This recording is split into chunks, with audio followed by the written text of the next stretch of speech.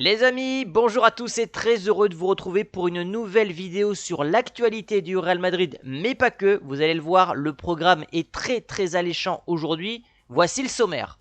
On fera tout d'abord un petit point sur la presse espagnole. Que nous disent Marca et AS aujourd'hui? Vous allez voir que c'est un sujet bien particulier.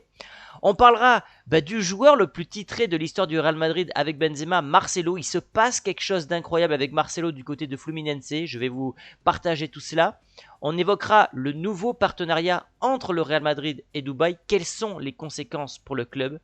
Évidemment, le sujet principal, cette finale de la Coupe du Monde 2030 qui aura lieu en Espagne, mais encore mieux au Santiago Bernabéu. C'est peut-être ce qui se fait de mieux dans le football quand tu reçois une finale de Ligue des Champions ou une finale de Coupe du Monde. Tous les yeux du monde seront rivés sur le Santiago Bernabéu en 2030 et c'est une excellente nouvelle pour notre club. On terminera par notre mini-jeu habituel et on évoquera la suite pour le Real. Installez-vous bien les amis et c'est parti pour cette nouvelle vidéo concernant l'actualité du Real Madrid. Tout d'abord, merci. Merci à tous parce que le débrief que j'ai sorti entre Naples et le Real Madrid va bientôt dépasser les 50 000 vues. Ce sont des chiffres extraordinaires pour moi. Celui contre l'Union de Berlin avait dépassé les 45 000 vues. Vous êtes de plus en plus nombreux à suivre ces vidéos sur l'actualité du Real Madrid. Donc merci beaucoup pour votre force au quotidien. La presse espagnole, et vous l'avez de suite compris, Marca et AS font aujourd'hui un focus sur la Coupe du Monde qui a été attribuée à 3 continents différents, l'Amérique du Sud avec l'Argentine, l'Uruguay et le Paraguay qui vont accueillir les 3 premiers matchs seulement de la Coupe du Monde 2030. Puis cette compétition aura lieu ensuite dans 3 pays différents, le Portugal, l'Espagne et le Maroc. Marca qui titre « Nous allons organiser le meilleur mondial de toute l'histoire ». Ça, c'est l'orgueil espagnol qui parle. Et AS qui titre « Un rêve accompli », si je puis dire. Ça évoque évidemment la victoire de l'Atlético Madrid avec le but de Morata. Ça évoque les prestations haut de gamme de Jude Bellingham. Mais ce qu'il faut retenir aujourd'hui, c'est que l'Espagne va avoir la Coupe du Monde en 2030. Et je vous donnerai une petite surprise, une petite photo de moi un peu plus tard dans la vidéo. Soyez au rendez-vous. Marcelo, notre ami Marcelo, ça fait longtemps qu'on n'a pas parlé du Brésilien sur la chaîne et c'est un véritable plaisir de voir que tout se passe bien pour lui.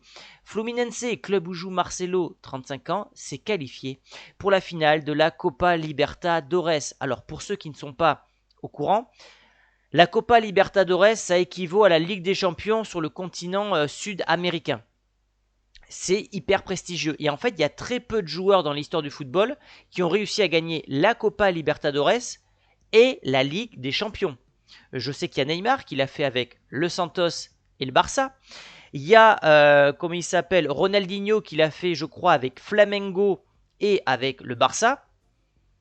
Neymar a l'occasion d'être le premier joueur à le faire sur 3 continents différents s'il venait à le gagner avec Al Hilal. Mais Marcelo, voilà, pourrait faire partie d'un cercle très fermé des joueurs qui ont gagné la Ligue des Champions sur 2 continents différents. J'en oublie sans doute d'autres, vous me le direz dans les commentaires, mais je suis très heureux de voir que tout se passe bien pour lui et ça serait pas une magnifique sortie que de se retirer avec le titre, le Graal en Amérique du Sud.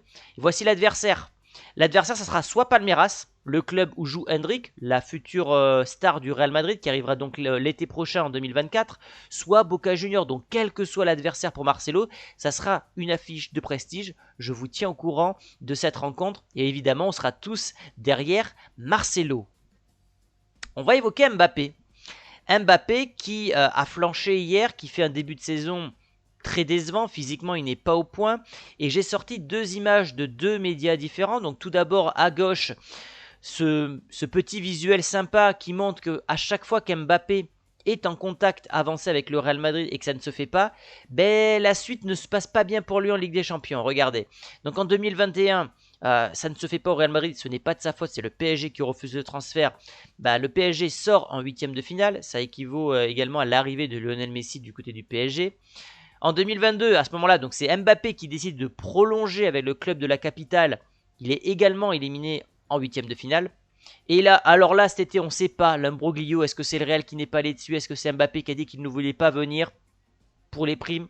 on n'a pas encore la vérité, mais il pourrait être éliminé en phase de groupe. Alors je pense que c'est un peu présomptueux de dire cela, le PSG est encore deuxième, mais il est vrai, et on en a parlé hier soir sur le débrief, mon autre chaîne football, allez vous abonner, le lien est dans la description. On a parlé d'un cauchemar pour le PSG qui n'a pas su répondre au pressing anglais et Mbappé qui a été le symbole de cet échec hier soir. Et à droite, c'est un abonné qui m'a envoyé ça sur Instagram. Mbappé, dans ses pensées, qui pense peut-être au Real Madrid pour qui tout se passe bien pour l'instant, alors que lui, il patauge de nouveau en Ligue des Champions avec le PSG. Le contrat, le nouveau partenariat entre Dubaï et le Real Madrid, c'est un partenariat qui est tout récent, qui va avoir lieu pour les prochaines années. Dubaï sera, d'après les dires du Real Madrid, la première destination du club aux 14 Ligues des Champions. Ils annoncent un accord de sponsoring. Un parc à thème du Real Madrid sera bientôt ouvert à Dubaï. Voilà. Est-ce que c'est vraiment intéressant? Je ne sais pas. Évidemment, c'est un partenariat qui a pour but de gagner de l'argent pour les deux parties, c'est-à-dire image de marque, Dubaï s'associe au club le plus premium du foot et le Real s'associe à une ville qui est en train de grandir et là où il y a de plus en plus d'entrepreneurs. Voilà, si je peux résumer comme ça. Le débat au sein du Real Madrid, et vous me donnerez d'ailleurs votre avis dans les commentaires. Il y a un débat au Real Madrid pour savoir si Joselu doit débuter devant Rodrigo. Le Brésilien n'a plus marqué depuis 750 minutes, ce qui équivaut grosso modo à quasiment 8 matchs. C'est énorme. Rodrigo, il reste sur 2 ans où il a progressé.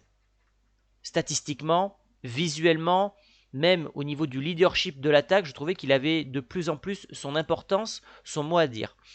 C'est vrai que depuis le début de la saison, et c'est sans doute lié à ce nouveau schéma tactique qui est fait pour Jude Bellingham et qui n'est pas fait pour Vinicius et Rodrigo, il manque de repères, il n'a pas confiance en soi, et devant les buts, il est moins létal. À l'image, cette action qu'il a loupée contre le Napoli, il est tout seul face au gardien, certes dans un angle un peu fermé, mais le Rodrigo de l'an passé met un pointu et va la mettre dans le petit filet. Là, il n'a pas pris de risque, il a voulu cadrer sa frappe.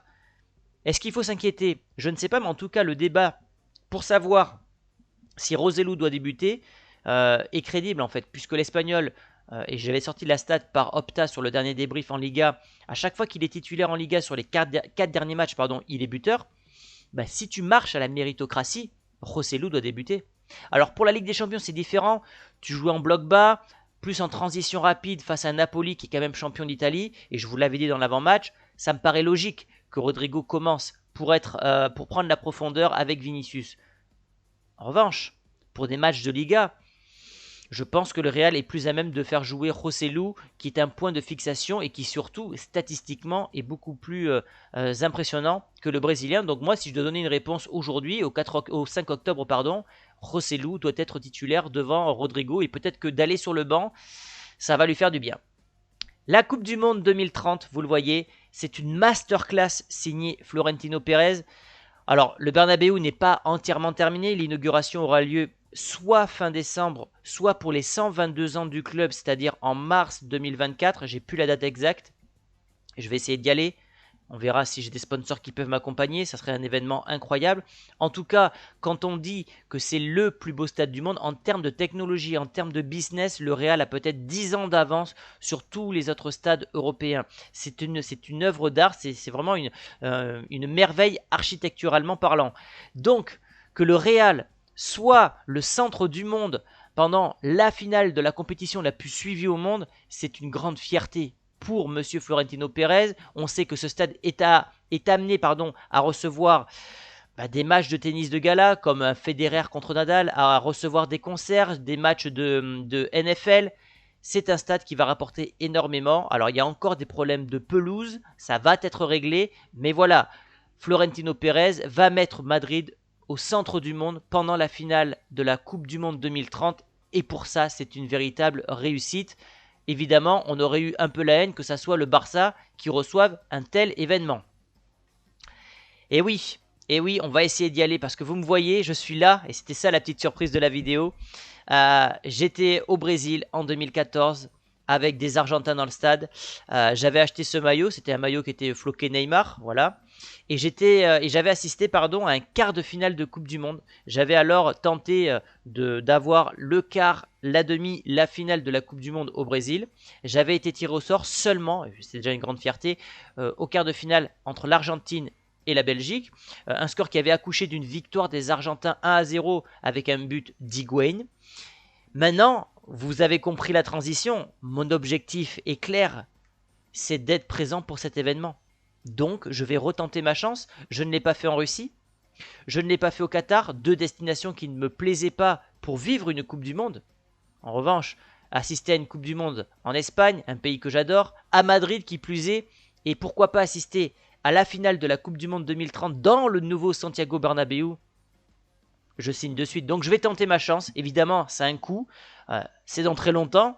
Mais en tout cas, je participerai au tirage au sort pour... un tirage au sort, en fait, tu es tiré au sort. Et si tu es tiré au sort, tu dois payer le prix de ta place. En fait, il y a tellement de demandes qu'ils sont obligés de faire un tirage au sort. C'est très compliqué d'avoir une finale, il faut avoir une chance inouïe.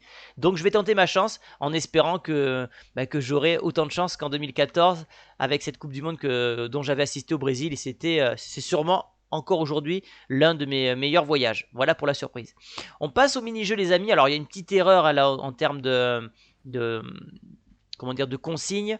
BeFootball qui nous dit vous avez 10 € pour composer votre meilleure défense, sauf que si je choisis un joueur par groupe, ça fait 3 plus 4, 7, 7 plus 2, ça fait 9, donc j'ai pas 10 €. Ce que je vous propose, c'est que je compose ma défense avec un joueur de chaque pot, et ensuite je ferai une défense à 4 avec 2 joueurs centraux.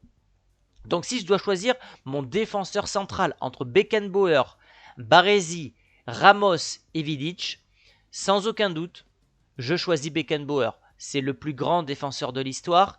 Il a quand même 2 ballons d'or. C'est le seul défenseur de l'histoire qui a 2 ballons d'or. Il avait en plus cette capacité à être ultra complet, tirer les coups de pied arrêtés, mais aussi d'être milieu de terrain défensif. Donc évidemment, je choisis Beckenbauer dans mon chapeau à 3 €. Concernant celui des latéraux droits à 4 €, j'élimine Carvajal, j'élimine Maicon et j'hésite entre Dani Alves et Lam. Je dirais quand même que celui qui m'a le plus marqué, ça reste malgré tout le Brésilien Alves. Donc je choisirai Beckenbauer et Alves. Et concernant le latéral gauche, j'ai envie de dire Maldini. Mais si je veux un foot plus moderne, je choisis Marcelo. Donc... pour une défense à 3, c'est vrai que c'est pas top d'avoir Marcelo, Alves et Beckenbauer. Si je devais vraiment avoir une défense à 3 crédible, ça serait plutôt Beckenbauer, Lam et Maldini. En revanche, si je veux une défense à 4, je prends Marcelo côté gauche, je prends Lam côté droit et je fais une défense à 2 avec Beckenbauer et Ramos. Voilà les amis pour ce mini-jeu. Et je termine par la suite. Real Madrid-Osasuna. L'avant-match sort demain sur la chaîne. Par contre, je ne pourrai pas faire le débrief. Ce week-end, je m'en vais au Puy du Fou.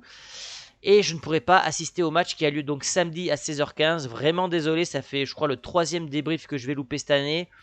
Je suis très occupé certains week-ends et malheureusement j'ai des fois des obligations, des fois aussi des week-ends plaisir. Donc je vous invite à aller voir d'autres chaînes si vous le voulez. Peut-être que je ferai une analyse à froid le dimanche si vous le souhaitez. Je serai disponible dimanche après-midi. Mais en tout cas, je ne pourrai pas assister au match contre Osasuna. Voilà les amis pour cette vidéo actualité Real Madrid. On va retenir la très grande nouvelle, c'est que Pérez a réussi une nouvelle masterclass en associant la finale de la Coupe du Monde 2030 au Real Madrid et au Santiago Bernabéu. Donnez-moi votre avis dans les commentaires les amis. Je vous fais la bise et je vous dis à très vite. Ciao!